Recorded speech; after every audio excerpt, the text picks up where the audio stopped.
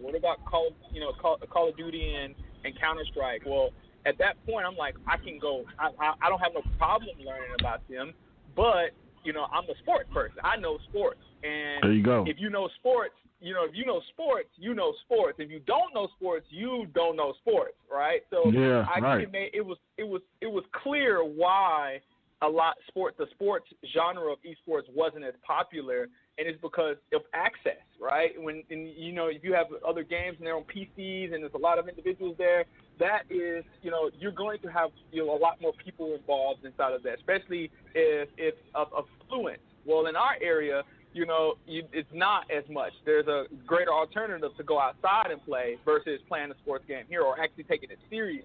So for me, I was just like, well, this is a great opportunity to build up the sports game scene in this area and kind of like have to be forced to be efficient because you're not going to get no large investment on the sports scene. So I was just like, well, we just got to show value by creating it ourselves. And I started realizing really quickly that, the sports game scene is still very 1v1-ish. And a lot of the games are 1v1-ish. And I just got the phone just a minute ago a meeting about that.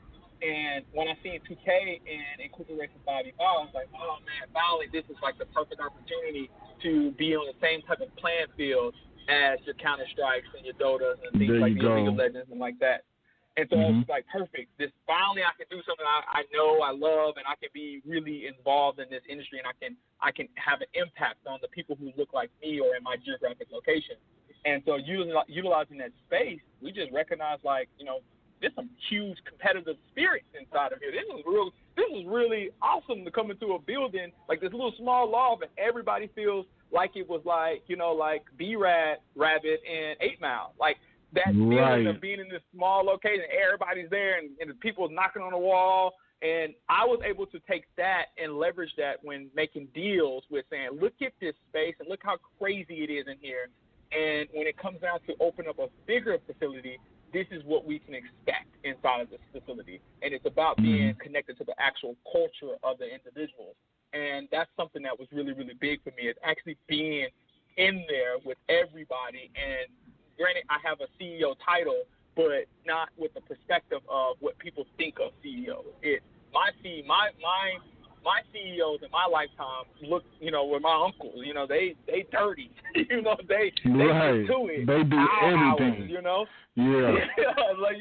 They're my CEOs. So I am not going to be any different. So I'm continuously going to be connected in the community and be, and work just as hard as everybody else for what they're trying to accomplish. So ultimately, it was, here's this big space. We need this big space because we're getting overcrowded in our little small space.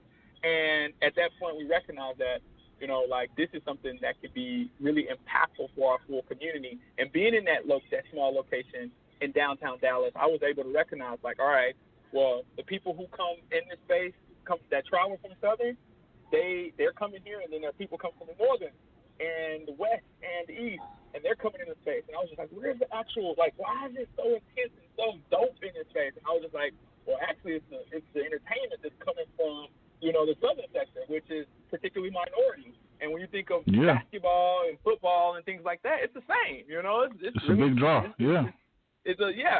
So, and this is, I was like, well, it's easier for me to bring it over, build a building in this area where it's more accessible, and anybody who has, the ability to travel and they'll come over here because the competition is over there, excitement is over here. And I looked at that as I'd rather much do that than make it inaccessible for individuals who just do not have the capabilities to make that commitment and that drive. And that was one of the biggest reasons. Yeah.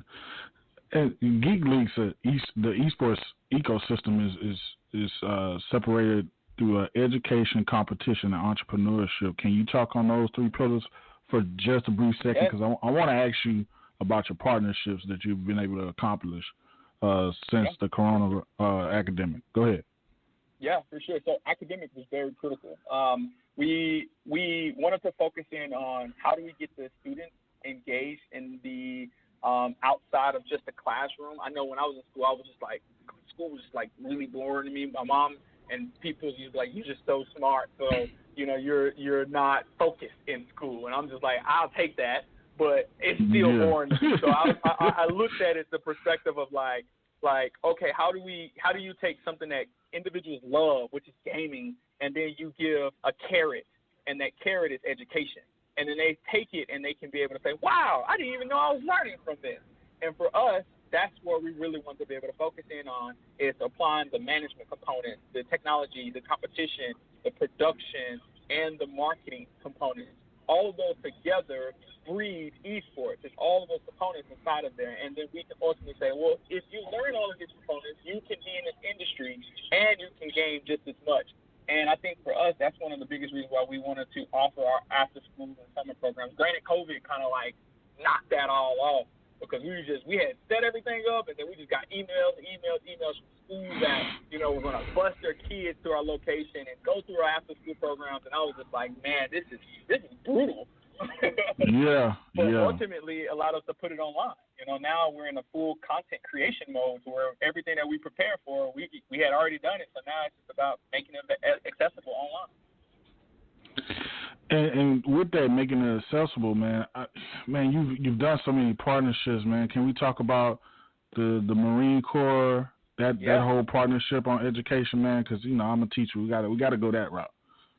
Yes, exactly. I had a little aversion at first. Granted, I've made connections for a long time. I'm a long-term connection seeker, and I had literally a aversion. I was like, Marines and the service coming into the community and using it as a recruitment tool. I just didn't get it at first, and I was just like, so I asked so many people. I was like, like what is this? Like, is this just a money grab? And I had to really sit down and talk to individuals. I was like, actually, the Marines is no different than Geekletes. They're providing opportunities for individuals who don't have it, And so when I started interacting with Michael, I started really learning a lot of components with it. And I was just like, if Geekletes is a platform that gives opportunity, why not be able to interact with other platforms that provide opportunity? Some people may not want to go into the industry of esports. Some individuals may want to go into technology, and they may need the discipline to go into the Marines. And that's something that they may need, and I can't be able to be that person that doesn't open up the lines of opportunity for the individuals in our geographic location. So when I approached the Marines, I was like, here's what we're doing. We have an education component to it. We're going to push it out via that of live stream, and kids in our area need to see this. And when I first approached them, it was like an automatic, like, yes, we are in the same boat. We feel the same exact way. We really want to provide opportunity, discipline, critical thinking, braveness, all of those components that I align Geekletes with. I looked at it as like, I never want to interact with a company that don't have those same type of values. So when they said, hey, we have the same values, I ultimately as an entity, I was just like, man, this is cool from a sponsorship perspective, because now I know who to align ourselves with in the future as well. As a young CEO and founder, I was like, man, this is a great opportunity now to be able to say we've worked with this entity and we can find other entities in which we work with and build and grow with for the future. I have to tell you, Danny, it's been amazing content, man. I've been watching, and y'all have been doing some great things, especially that whole 24-hour run, man. That was insane. Doing a whole day of content and information, man, and we need it. We need it bad. I'm gonna say this statement, and then I'm gonna let you plug away, man, because I know you have a lot of things that you're working on. Once again, I appreciate you for coming on. I have to get you back. I want to do a whole podcast about your whole 2K experience, man, and diving into that due to the demographics and how you did it. Because I just want to know. I'm trying to do the same thing, because I'm dealing with the same demographic, and I'm real heavy on sports. The high school that I teach at is it's the most winningest high school in Louisiana sports history. So the culture is already there. It's just a matter of us figuring out that 2K component. And we were on the way. Yeah, it's cultivating it. And we're on the way. We had got some grants and some small investments, and we're on the way building a 3,000 square foot room into a 5v5. Awesome. 2K heavy esports and media room, man. So I'm telling with that it's said, crazy when you see it all. Man, it's crazy just to see your highlights on your videos, man. And my principal and I, we were already discussing coming up to see you guys this summer, busting some kids up. Mm-hmm. Especially the kids that play that 1v1 style with high school esports league, because I had probably the top 5 kids in the country, man. And perfect. Yeah, it's just perfect, man. So just plug away. I just had to say that before the show ended, but plug away. Tell us how to get in contact with you, what you're doing online, website. Yeah, floor is yours. For sure, man. One, I mean, everybody that's listening in, clearly you have interest in esports, and the biggest takeaway that I give, you haven't got it from this whole show, is consistency in providing value. Esports is it's a beast within itself, but it's built on organic relationships and authenticity. The gamers can recognize it. The people within the actual industry can recognize it. So just provide value, and that's your best way of showing your authentic, true understanding and compassion for this space. It's growing, but there's still a long way to go. So as you're listening to this, really focus in on how do you provide, ask yourself, how do you provide value? And ultimately, you just make that value, you take that value and you make it exponential, right? And so in this instance, that's the biggest thing. So for me, you can easily be able to find Geekletes on every social media channel, Geekletes. And ultimately, for me, I'm learning how to get, like, with the whole COVID, it just made me get out there more because I'm usually in the background, so using social media channels is not me. I just started using LinkedIn, so you can find me at Danny Ray Martin on LinkedIn and DMartinGG on Twitter. So I'm trying to really use those more, but I also see it's very good. It's a good experience. So definitely I try to be as open, connected.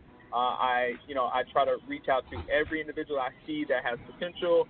Also, I try to read and engage with everybody who sends me messages. Like, this is a full-time, this is a 24-hour job in esports, and I literally go to sleep thinking about what's going on, and I wake up and I engage with everybody I possibly can because I really love it. So do not be afraid to reach out to me. If I do not reach back out to you, it's because it's in my queue. And I definitely will, because everybody is valuable, whether you're learning what not to do or whether you're learning what to do. That's awesome, Danny, man. Thanks again, man. I wish you the best, man. Blessings to you and your staff. And I hope y'all keep going and keep striving, man. Yeah, we definitely will. You got to be agile, especially in times like this. It shows you who really wants it, Yeah, for sure, man. And like you said, man, I go to sleep and wake up thinking about it, too. I think my wife's starting to get mad. I think she thinks I'm cheating with esports, man. Well, welcome to the dark side. There you go, man. But I enjoyed you, man. Thanks for coming on, man. Yes, for sure. Vice versa. Keep doing what you're doing, man. It's pretty awesome. Thanks, man. This was another episode of Go Play Esports with Christopher Turner. Follow him on Twitter at Turner_CP.